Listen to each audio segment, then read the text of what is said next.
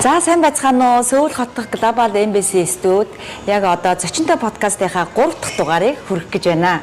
За энэхүү дугаарт Солонгос улсад ажил танилтаар ирээд ирэх хэрэгтэй бүр орон нутгийнхаа олон хүүхдүүдийг Эрдмийн гараанд нь Эрдмийн боловсролд нь хүргэхээр хөтлөөд ирсэн Булган аймгийн засаг дарга Ариун Эрдмийг урьж оролцож байна. За сайн байна уу? Сайн байна уу? За Солонгос ирээд хэр удажээ? Ирсэн зорилгоосоо манай үзэгчтэй хуваалцахгүй юу? За Солонгос ирээд өнөөдөр 4 дахь хоног дээр болж байна. Тэгээ өнөөдөр бас ингээд нутгийн зөвлөгийн жил залхаж байна. Тэгээд таныг урьж бас ингээд Солонгос суугаа монголчууд тийм ээ. Ер нь Монгол түмэндээ бас энэ хийж хэрэгжүүлж ажлын маань бас ингээд подкаст хэлбэрээр ярьцлага авъя гэсэн танаас баярлалаа. Тэгээд танаас ажлын амжилт сайн сайхан хүсье. За баярлалаа цаг зав гаргасанд маш их завгүй явж байгаа тий. Тэгээд мэдээллийг харсан байгаа. Ерөнхийдөө ямар сайхан юм бэ тий. Орон нутгаасаа бүр ингэ зохион байгуулад орон нутгийнхаа бүр сум аймгийн хүүхдүүдийг тодорхой хэмжээгээр бас тэтгэлгийн аймагаас гаргасан байна тийм ээ. Тэгэхээр энэ талаараа маш гоё одоо түмэндээ хүрхгээ тийм гоё мэдээлэл байна. Буянтай байсан гэж бодож байна. За баярлалаа. Тэгээ энэ хүүхдүүд яагаад одоо бас хүний нөөцөө бэлдэх болсон бэ гэдэг нь бол за миний би 21 онд одоо аймгийн засгийн ажлын 4 дахь жилдээ ажиллаж байна. За энэ хугацаанд бол сум орон нутагт ажиллаж амьдарч байгаа хүний нөөц төрийн алба болон за бусад салбарууд хүний нөөцөө бэлтгэхийн зүйтэй байна гэсэн хамтын шийдвэр гаргасан. Тэрийг бид яаж хөгжүүлэх вэ гэдэг нь гадаад харилцаа Булган аймагт чухал байна. Тийм учраас ялангуяа эдийн засгийн хөдөө аж ахуйн салбартай уялдах хэмжээний улс орныг бид судалсан. Тэгээд тэр нь бол Орос улбаны улс, за мөн одоо энэ технологи, инновац хөгжсөн Солонгос улсад бас хөгжил залуучтай сургая.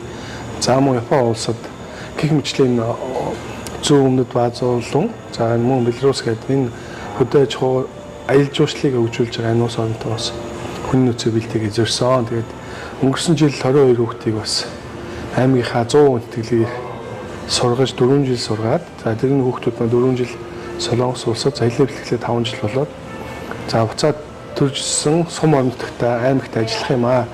Бас 4-5 жил ажиллаад тэгээд цаашаа энэ хүүхд маань сумда аймагта за мөн одоо бусад салбарууд ажиллах одоо боломж нэгтгэхийн. Тэгээд эцэг их засаг дарга за тамгын газар гэсэн гурвалсан гэрээг байгуулж байгаа. За мөн хүүхд гэдэг хариуцлагын гэрээ.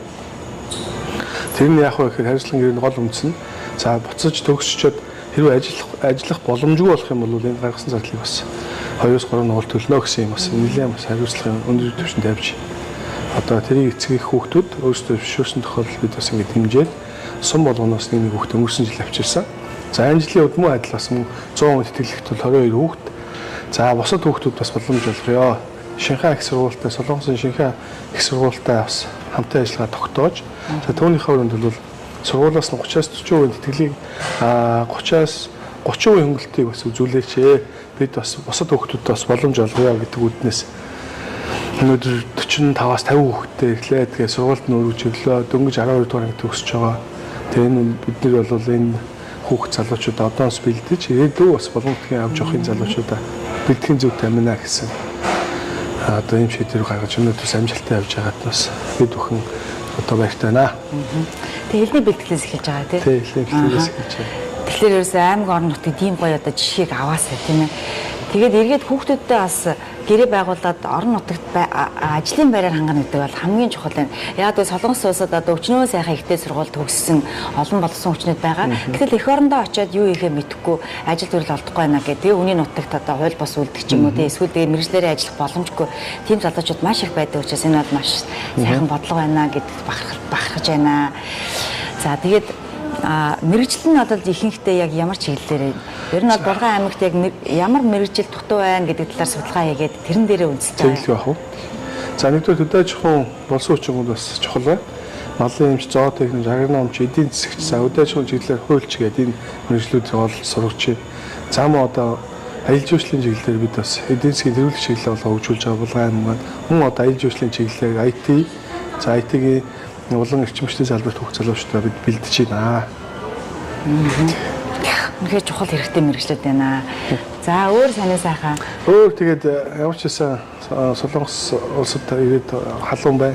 Одоо ирж байна уу? Энэ бол олон ирж байсан. Тэгээд үнэхээр бас энэ технологийн энэ салбарт ямар хурдтай хөгжиж байгааг хүүхд залуучууд маань сурсан мэдснээ хугацаанд Монгол улстай болон Булган аймагтаа сүм орнуудад хэрэгжүүлэх энэ боломжийг хамтдаа одоо боломжийг бий болгоцоо гэж уриалаад ингээд явж байна. Тэгээ энэ бол их хичээлч гэсэн байд ингээд тодорхой 4-5 жилийн давтамжтай явуулцаад Булган аймаг маань хүний нөөцийн хувьд бол асуудалгүй ингээд явах боломж нь бүрдэх юм аа гэдгийг бол сум орнуудыг болон эцэгчүүд ойлгож харж бид болгончууд бол энэ дээр бол маш их талархалтай байгаа.